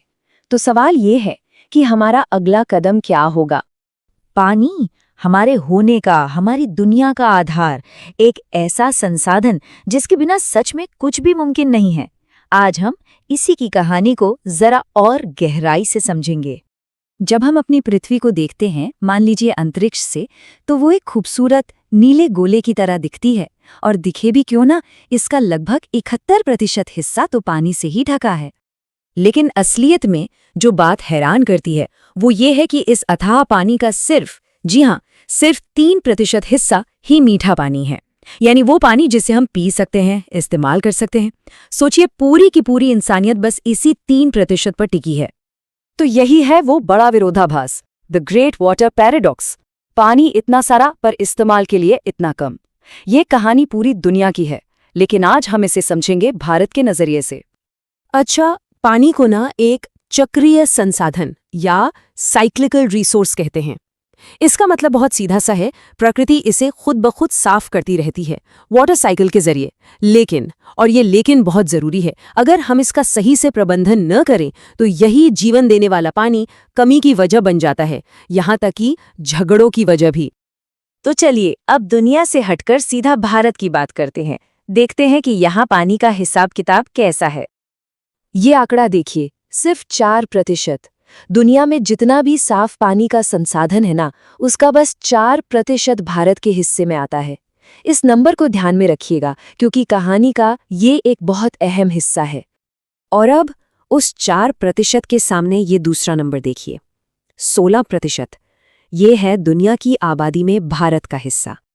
तो अब तस्वीर बिल्कुल साफ हो जाती है ना? एक तरफ 4% पानी और दूसरी तरफ 16% लोग जो उस पर निर्भर हैं। यहीं से सारा दबाव, सारी मुश्किल शुरू होती है। अब ये स्लाइड जो है, ये और भी गहरी बात बताती है। देखिए, बारिश से हमें करीब 4000 क्यूबिक किलोमीटर पानी मिलता है। बहुत ज्यादा लगता है ना? पर इसमें से बहुत सा पानी तो भाप बनकर उड़ जाता है या यूं ही बह जाता है। हमारे हाथ में, मतलब नदियों और जमीन के नीचे, बचता है सिर्फ 1869 क्यूबिक किलोमीटर। और इसमें से भी जो हम सच में इस्तेमाल कर सकते हैं, वो घटकर सिर्फ 1122 क्यूबिक किलोमीटर रह जाता है। यानी मिला बहुत पर बचा बहुत कम। तो सवाल ये है कि ये जो यूजेबल पानी है, ये जा कहाँ रहा है? हमारी ये बढ़ती प्यास कहाँ से आ रही है? इसके पीछे एक बहुत बड़ा सेक्टर है। इसका जवाब इस चार्ट में है, जरा देखिए। जमीन के नीचे का जो पानी है उसका 92% हिस्सा, मैं दोहराती हूँ 92% सिर्फ एक सेक्टर में जा रहा है, खेती यानी एग्रीकल्चर। और ये लाजमी भी है, भारत एक कृषि प्रधान देश है, सिंचाई तो लगेगी ही। इसके मुकाबले इंडस्ट्रियल और डोमेस्टिक यूज तो बहुत ही कम है। और इसकी जड़ें जाती हैं 60s की हरित क्रांति तक। ग्रीन रेवोल्यूशन ने देश को अनाज के मामले में आत्मनिर्भर बनाया, बिल्कुल सही बात है। लेकिन ये हुआ कैसे? ये हुआ जबरदस्त सिंचाई के दम पर, खासकर पंजाब, हरियाणा, पश्चिमी उत्तर प्रदेश। यहाँ चावल, गन्ना जैसी फसलें उगाई गई जिन्हें पानी बहुत चाहिए, और नतीजा, जमीन के नीचे के पानी पर हमारी निर्भरता बेतहाशा बढ़ गई। और इसका असर ये हुआ कि आज पंजाब, हरियाणा, राजस्थान और तमिलनाडु जैसे राज्य भूजल का इतना ज्यादा इस्तेमाल कर चुके हैं कि वहां वाटर लेवल खतरनाक हद तक नीचे जा चुका है। ये संकट की घंटी थी जो बहुत जोर से बज रही थी। पर कहानी में एक और ट्विस्ट है। समस्या सिर्फ पानी की कमी की नहीं है, एक और बहुत बड़ी चुनौती है, और वो है प्रदूषण। मतलब जो थोड़ा बहुत पानी हमारे पास है भी, उसकी क्वालिटी लगातार गिर रही है। क्यों? क्योंकि उसमें फैक्ट्रियों का केमिकल वाला कचरा मिल रहा है, खेतों से कीटनाशक बहकर आ रहे हैं, और शहरों का गंदा पानी भी उसी में जा रहा है। और ये कोई हवाई बात नहीं है। हमारी अपनी नदियां, जिन्हें हम इतना पवित्र मानते हैं, गंगा, यमुना, आज दुनिया की सबसे प्रदूषित नदियों में से हैं। खासकर दिल्ली से इटावा के बीच यमुना का हाल तो बहुत ही बुरा है। और ये सिर्फ इनकी बात नहीं, साबरमती हो, गोमती हो या हैदराबाद की मूसी, लिस्ट बहुत लंबी है। लेकिन जहां समस्या है वहां समाधान भी है। अच्छी बात यह है कि अब इस बिगड़ती बाजी को पलटने की कोशिशें हो रही हैं। चलिए देखते हैं कि देश भर में क्या क्या किया जा रहा है। इन सभी समाधानों की जड़ में एक बहुत ही पावरफुल आइडिया है, वाटरशेड मैनेजमेंट।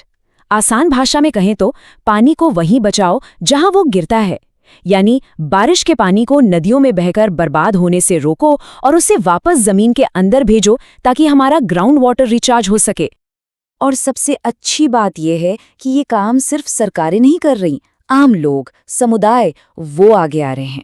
आंध्र प्रदेश का नीरू मीरू प्रोग्राम हो या राजस्थान के अलवर में अरवरी पानी संसद, इन पहलों ने तो सूखी पड़ी नदियों तक को जिंदा कर दिया है।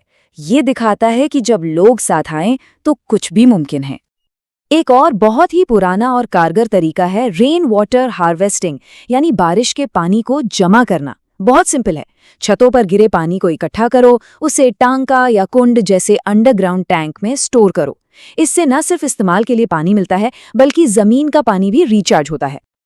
और कहीं कहीं तो ये सिर्फ एक विकल्प नहीं बल्कि कानून है। जैसे तमिलनाडु में, वहां हर नई बिल्डिंग में रेन वाटर हार्वेस्टिंग सिस्टम लगाना कानूनी तौर पर अनिवार्य है। ये एक जबरदस्त कदम है जो दिखाता है कि कैसे पॉलिसी के जरिए बड़े पैमाने पर बदलाव लाया जा सकता है। और ये सारी कोशिशें देश की सोच से भी मेल खाती हैं। हमारी जो राष्ट्रीय जल नीति है वो भी साफ साफ कहती है कि हर इंसान और जानवर तक पीने का पानी पहुंचाना देश की सबसे पहली, सबसे बड़ी प्राथमिकता है। तो ये सब जानने के बाद हम एक बहुत ही बुनियादी सवाल पर आकर रुकते हैं। हम सब जानते हैं कि पानी एक साइकिल है, एक चक्र है। तो इस चक्र में हमारी भूमिका क्या है? क्या हम सिर्फ एक यूजर हैं जो पानी का इस्तेमाल करता है, या फिर हम भी इस चक्र का एक हिस्सा हैं जिसकी जिम्मेदारी इसे पूरा करने की है? ये सवाल हम सबके सोचने के लिए है। क्या कभी ऐसा सोचा है कि दुनिया की 16% आबादी के पास दुनिया का सिर्फ 4% पानी ही हो? आज हम भारत के इसी गहरे होते पानी के संकट और हर बूंद को बचाने की उसकी कोशिशों को समझेंगे। जब भी हम पानी के बारे में सोचते हैं तो अक्सर मन में बड़े बड़े समंदर और महासागरों की तस्वीर आती है। और ये गलत भी नहीं है, क्योंकि हमारी पृथ्वी का लगभग 3/4 यानी 71% हिस्सा पानी से ही तो ढका है। पहली नज़र में लगता है कि पानी की भला क्या कमी हो सकती है, लेकिन असली कहानी कुछ और ही है। सोचिए, इस सारे पानी का सिर्फ और सिर्फ 3% हिस्सा ही ताज़ा पानी है जिसे हम पी सकते हैं या इस्तेमाल कर सकते हैं। बाकी सब तो खारा है। यहीं से असली चुनौती शुरू होती है, और इसी को हम कहते हैं पानी का महान विरोधाभास। एक तरफ इतनी बहुतायत और दूसरी तरफ इतनी कमी। दुनिया भर में पानी से जुड़ी चुनौतियों को समझने के लिए हमें इसी विरोधाभास को समझना होगा। देखिए, पानी एक चक्रीय संसाधन है। मतलब ये भाप बनकर ऊपर जाता है, बादल बनता है और फिर बारिश बनकर वापस आ जाता है। ये कभी खत्म नहीं होता। लेकिन किसी एक जगह पर, किसी एक समय पर हमारे इस्तेमाल के लिए इसकी मात्रा तो सीमित ही है, और इसी सीमित संसाधन पर हक को लेकर अक्सर झगड़े और विवाद होते हैं। तो चलिए अब सीधे भारत की बात करते हैं। देखते हैं कि हमारे देश के सामने पानी को लेकर क्या और कितनी बड़ी चुनौतियां हैं। दुनिया में जितना भी ताज़ा और इस्तेमाल करने लायक पानी है, उसमें से भारत के हिस्से में आता है सिर्फ 4%। बस 4%। जरा इस नंबर को याद रखिएगा, क्योंकि अगला आंकड़ा पूरी तस्वीर बदल देगा। और इस 4% पानी पर निर्भर है दुनिया की 16% आबादी, जो भारत में रहती है। अब देखिए, चुनौती कितनी बड़ी है। 4% संसाधन, 16% लोग। ये आंकड़े साफ दिखाते हैं कि हमारे देश के पानी पर कितना ज्यादा दबाव है। अगर इन प्रतिशत को असल मात्रा में देखें तो हमारे देश में हर साल कुल इस्तेमाल के लायक पानी है सिर्फ 1122 क्यूबिक किलोमीटर, बस इतना ही। और इसी से हमें अपनी इतनी बड़ी आबादी की हर जरूरत पूरी करनी है। तो अब सवाल ये उठता है कि भारत इस सीमित पानी का इस्तेमाल करता कहाँ है? आखिर देश में पानी की सबसे ज्यादा जरूरत कहाँ पड़ती है? इसका जवाब शायद आपको चौंका दे। हमारे देश में पानी का सबसे बड़ा उपभोक्ता है कृषि। जी हाँ, कुल पानी का लगभग 90% हिस्सा हमारे खेतों की सिंचाई में चला जाता है। इसके आगे इंडस्ट्रीज और हमारे घरों का इस्तेमाल तो बहुत ही कम लगता है। और खेती की इस भारी भरकम जरूरत को पूरा करने के लिए देश में आज़ादी के बाद से ही बड़े बड़े प्रोजेक्ट्स बनाए गए हैं। भाखड़ा नांगल हो, हीराकुंड हो या इंदिरा गांधी नहर जैसी विशाल परियोजनाएं, ये सब इसी कोशिश का हिस्सा हैं। लेकिन इसका एक दूसरा पहलू भी है। सिंचाई के लिए इतना ज्यादा पानी निकालने का सीधा नतीजा ये हुआ है कि पंजाब, हरियाणा, राजस्थान और तमिलनाडु जैसे राज्यों में भूजल यानी जमीन के नीचे का पानी खतरनाक तेजी से नीचे जा रहा है। पानी की मात्रा की कमी तो एक बड़ा संकट है ही, लेकिन एक और चुनौती है जो सिर उठाए खड़ी है, और वो है पानी की क्वालिटी यानी उसकी गुणवत्ता में गिरावट। सीधे शब्दों में कहें तो जल प्रदूषण। जब हमारी नदियों, तालाबों और जमीन के पानी में केमिकल्स, फैक्ट्री का कचरा और गंदगी मिल जाती है तो वो पानी हमारे किसी काम का नहीं रहता। ये हमारे पहले से ही कम पानी के भंडार को और भी कम कर देता है। और इसके लिए जिम्मेदार कौन है? कई लोग हैं। खेतों से बहकर आने वाले खाद और कीटनाशक, फैक्ट्रियों से निकलने वाला गंदा पानी और हमारे घरों से निकलने वाला सीवेज, ये सब मिलकर हमारे पानी के स्रोतों को जहर बना रहे हैं।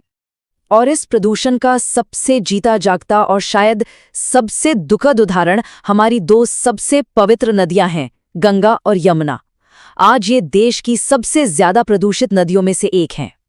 लेकिन कहानी सिर्फ समस्याओं की नहीं है। अच्छी बात यह है कि अब इस धारा को मोड़ने की कोशिश हो रही है। भारत इस संकट से निपटने के लिए कई नए और पुराने तरीके अपना रहा है। इन कोशिशों के केंद्र में है एक कॉन्सेप्ट, वाटरशेड मैनेजमेंट। इसका मतलब है सिर्फ नदी या तालाब को नहीं, बल्कि उस पूरे इलाके को एक साथ मैनेज करना जहां से पानी बहकर आता है। मुख्य लक्ष्य है बारिश के पानी को बहकर जाने से रोकना और उसे वापस जमीन में पहुंचाना। और इस काम की असली ताकत है लोगों की भागीदारी। चाहे वो केंद्र सरकार का हरियाली प्रोजेक्ट हो, आंध्र प्रदेश का नीरू मिरू कार्यक्रम हो या राजस्थान की अरवरी पानी संसद हो, ये सब इस बात का सबूत है कि जब लोग साथ आते हैं तो वे बदलाव ला सकते हैं। ये तो हुई समुदाय की बात, लेकिन नीतियां भी बड़ा फर्क लाती हैं। इसका एक बेहतरीन उदाहरण है तमिलनाडु, जहां हर घर के लिए रेन वाटर हार्वेस्टिंग यानी बारिश का पानी इकट्ठा करना कानूनन जरूरी है। सोचिए, एक कानून से कितने बड़े पैमाने पर पानी बचाया जा सकता है। और नए तरीकों के साथ साथ हमारे पास सदियों पुराना ज्ञान भी है। राजस्थान जैसे सूखे इलाकों में लोग हजारों सालों से कुंड या टांका बनाते आ रहे हैं। ये जमीन के नीचे बने टैंक होते हैं जो बारिश की एक एक बूंद को सहेज लेते हैं। ये दिखाता है कि पारंपरिक तरीके आज भी कितने कारगर हैं। इन सभी कोशिशों को एक दिशा देने के लिए राष्ट्रीय जल नीति भी है। 2002 की नीति में साफ तौर पर कहा गया था, हर इंसान और जानवर तक पीने का पानी पहुंचे, जमीन से पानी निकालने पर लगाम लगे, पानी की क्वालिटी की लगातार जांच हो और पानी के हर इस्तेमाल में बर्बादी रोकी जाए। तो आखिर में एक सवाल खुद से पूछने वाला है। हम सब जानते हैं कि पानी एक चक्र है, एक साइकिल। तो इस साइकिल में हमारी भूमिका क्या है? सिर्फ एक उपभोक्ता की जो पानी का इस्तेमाल करता है, या फिर एक जिम्मेदार भागीदार की जो इस चक्र को पूरा करने में मदद करता है? इस पर सोचिएगा जरूर। लिए आज भारत के एक बहुत ही अजीब विरोधाभास को समझते हैं। एक ऐसा देश जहां नदियां हैं, भरपूर बारिश होती है, फिर भी पानी का संकट है। आखिर ऐसा क्यों है? आइए इसी पहेली की परतों को खोलते हैं। देखिए, हमारी पृथ्वी को ग्लू प्लैनेट भी कहते हैं, और क्यों ना कहे, इसका 71% हिस्सा तो पानी से ही ढका है, मतलब पानी ही पानी। पर सवाल ये है कि क्या ये सारा पानी हमारे किसी काम का है? और यहीं पर कहानी में एक ट्विस्ट आता है। इस इमेंस अमाउंट ऑफ वाटर में से सिर्फ और सिर्फ 3% पानी ही मीठा है, यानी हमारे इस्तेमाल के लायक। इसको ऐसे समझिए कि अगर दुनिया का सारा पानी 100 लीटर की एक टंकी में हो, तो उसमें से सिर्फ 3 लीटर ही हम पी सकते हैं, बाकी सब खारा समुंदर। तो चलिए अब आते हैं अपने मेन सवाल पर। भारत, जहां हर साल करीब 4000 क्यूबिक किलोमीटर बारिश होती है, ये बहुत ज्यादा पानी है, रियली। तो फिर ये जल संकट की बातें, सूखे नलों की खबरें, ये सब कहाँ से आ रही हैं? आखिर ये पानी जा कहाँ रहा है? चलिए इसी गुत्थी को सुलझाते हैं। तो इस पूरे मामले को समझने के लिए हम कुछ इस तरह आगे बढ़ेंगे। सबसे पहले भारत के इस वाटर पैराडॉक्स को देखेंगे, फिर हमारे पानी के स्रोत कौन कौन से हैं। इसके बाद देखेंगे कि हमारी पानी की डिमांड क्यों बढ़ती जा रही है, और हाँ, प्रदूषण की जो गंभीर समस्या है उस पर भी बात होगी। फिर देखेंगे कि हर बूंद को बचाने के लिए क्या किया जा रहा है, और आखिर में भविष्य का ब्लूप्रिंट क्या हो सकता है। तो देखिए, ये विरोधाभास है क्या? दुनिया के ताजे पानी का करीब 4% हिस्सा भारत के पास है। सुनने में ठीक लगता है ना? पर दुनिया की 16% आबादी भी तो यहीं रहती है। तो हिसाब सीधा है, पानी कम, लोग ज्यादा, और जो पानी है भी उसकी क्वालिटी पर भी एक बहुत बड़ा सवालिया निशान है। तो आगे बढ़ने से पहले ये समझना बहुत जरूरी है कि आखिर भारत में पानी आता कहाँ से है, मतलब हमारे वाटर रिसोर्सेज हैं क्या।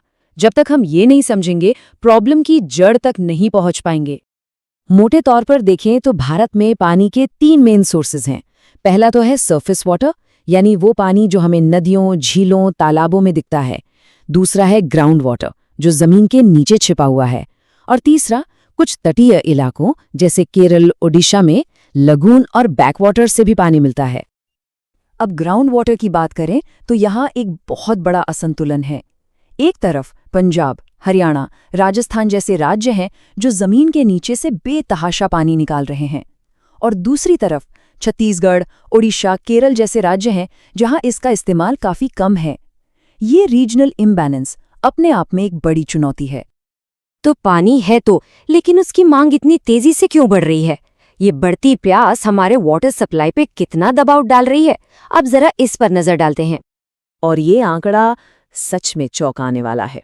हमारे देश में इस्तेमाल होने वाले कुल पानी का 90% हिस्सा सिर्फ एक सेक्टर में जाता है, और वो है कृषि। जी हाँ, 90%। बाकी इंडस्ट्री और हमारे आपके घरों में सिर्फ 10% पानी इस्तेमाल होता है। और जब 90% पानी खेती में जाएगा तो जाहिर है इसका असर भी दिखेगा, खासकर पंजाब, हरियाणा और पश्चिमी उत्तर प्रदेश जैसे कृषि प्रधान राज्यों में, जहां 85% से ज्यादा खेती सिंचाई पर निर्भर है। नतीजा, ग्राउंड वाटर लेवल तेजी से नीचे जा रहा है। ये एक बहुत बड़ी चेतावनी है। तो अब तक हम बात कर रहे थे पानी की क्वांटिटी की, मतलब पानी की कमी की। लेकिन संकट सिर्फ इतना ही नहीं है, एक और बहुत बड़ी समस्या है, और वो है पानी की क्वालिटी। जो पानी हमारे पास है वो तेजी से प्रदूषित हो रहा है। और जब प्रदूषण की बात होती है तो सबसे पहले जिक्र आता है गंगा और यमुना का। हमारी 2 सबसे पूजनीय नदियां आज देश की सबसे ज्यादा प्रदूषित नदियों में गिनी जाती हैं। ये सच में एक बहुत ही दुखद हकीकत है। लेकिन ये कहानी सिर्फ गंगा यमुना तक ही सीमित नहीं है। देश के किसी भी बड़े शहर को देख लीजिए, अहमदाबाद में साबरमती, लखनऊ में गोमती, हैदराबाद में मूसी, लगभग हर बड़ी नदी प्रदूषण की मार झेल रही है। ये एक नेशन वाइड प्रॉब्लम बन चुकी है। तो इतनी सारी प्रॉब्लम सुनकर लग सकता है कि क्या आप कुछ नहीं हो सकता? नहीं, ऐसा बिल्कुल नहीं है। उम्मीद की किरण हमेशा होती है। चलिए अब बात करते हैं सॉल्यूशंस की, कि इस संकट से निकलने के रास्ते क्या हैं। एक बहुत ही कारगर तरीका है वाटरशेड मैनेजमेंट। इसका सीधा सा मतलब है बारिश के पानी को मैनेज करना, उसे यूं ही बहकर बर्बाद होने देने के बजाय उसे रोकना और जमीन के नीचे पहुंचाना, ताकि हमारा ग्राउंड वाटर फिर से रिचार्ज हो सके। और अच्छी बात यह है कि इस पर काम हो भी रहा है, वो भी हर लेवल पर।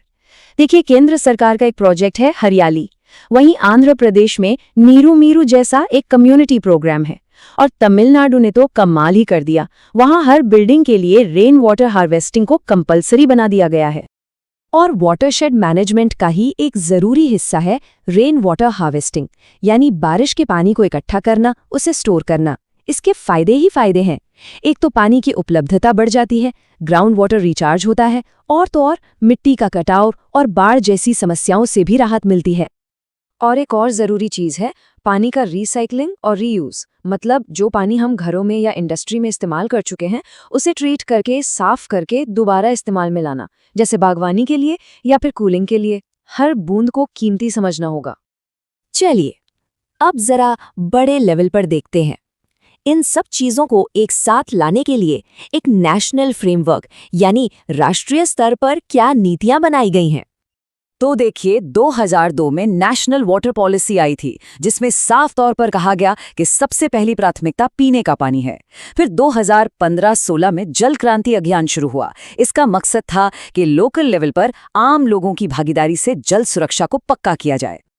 तो देखिए, नीतियां अपनी जगह हैं, समाधान भी हमारे सामने हैं, लेकिन सबसे बड़ा सवाल तो यही है कि इन सबको जमीन पर कैसे उतारा जाए। सरकार, समुदाय और एक एक व्यक्ति मिलकर भारत के पानी के भविष्य को कैसे बदल सकते हैं, क्योंकि ये जिम्मेदारी किसी एक की नहीं, हम सबकी है।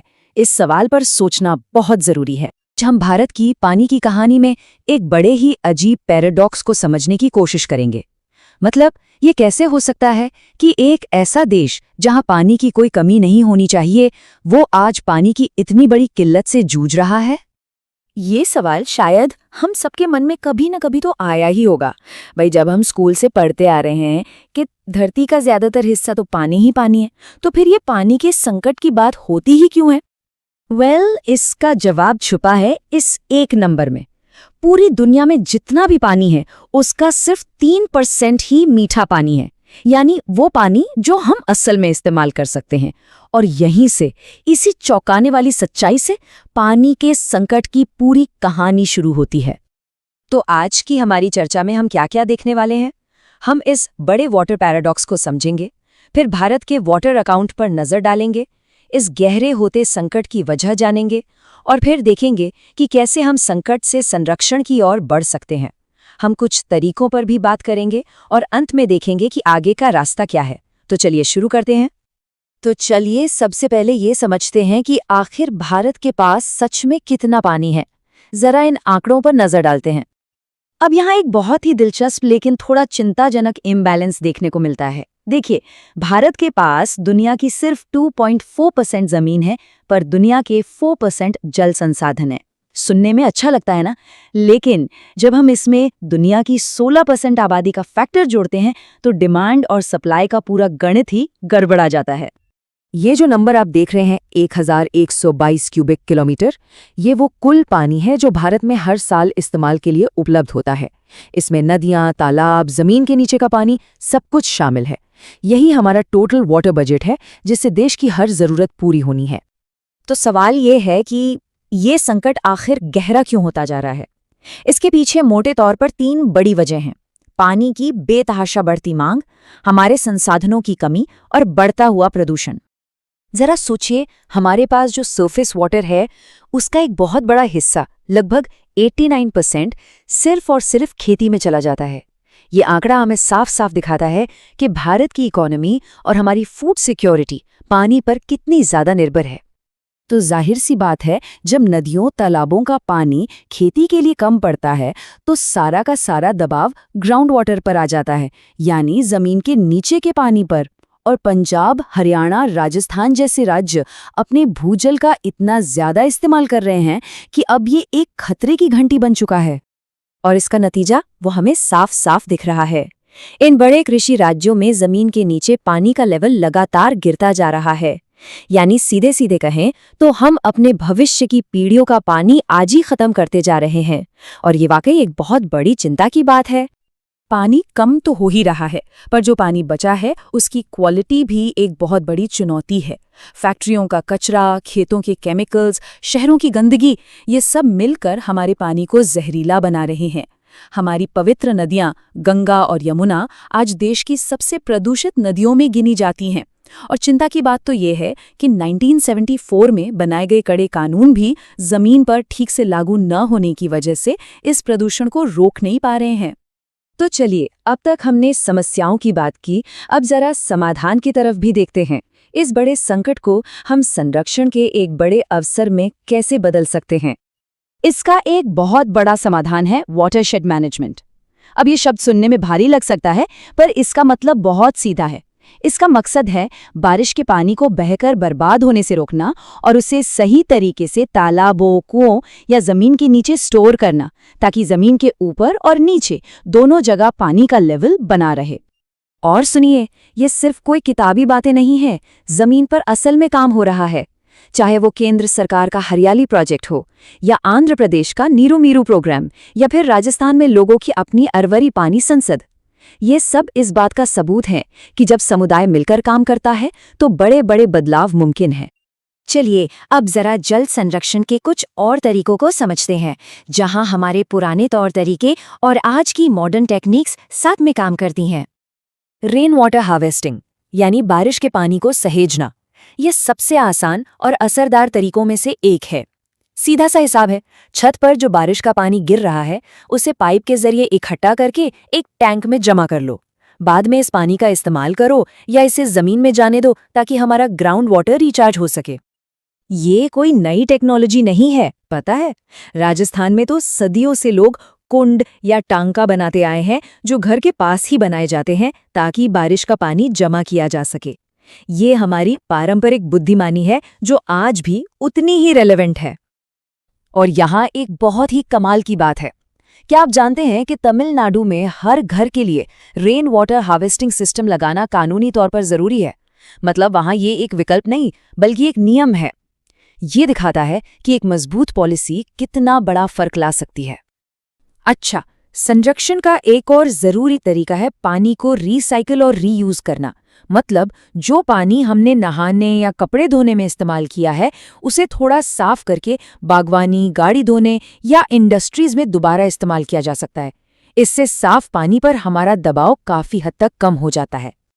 तो आखिर में ये समझना सबसे जरूरी है कि ये लड़ाई सिर्फ सरकार की नहीं है या किसी एक इंसान की नहीं है। इसका समाधान सही नीतियों, लोगों की भागीदारी और हम सबकी एक साझा जिम्मेदारी में छिपा है। देखिए, भारत में पानी को लेकर नीतियां तो बनती रही हैं। 1974 के वाटर एक्ट से लेकर 2015 के जल क्रांति अभियान तक ये नीतियां एक फ्रेमवर्क तो देती हैं, लेकिन उनकी असली कामयाबी इस बात पर टिकी है कि जमीन पर उनका इम्प्लीमेंटेशन कैसा होता है और आम लोग उसमें कितनी भागीदारी दिखाते हैं। तो सबसे बड़ी बात यही निकल कर आती है कि पानी बचाना हम सब की एक शेयर्ड रिस्पॉन्सिबिलिटी है, एक साझा कर्तव्य है। तो सवाल यही है कि इस कीमती खजाने को आने वाली पीढ़ियों के लिए बचाने के लिए हमारा अगला कदम क्या होगा, एक समाज के तौर पर और एक व्यक्ति के तौर पर भी। इस सवाल पर सोचना हम सबके लिए बहुत जरूरी है।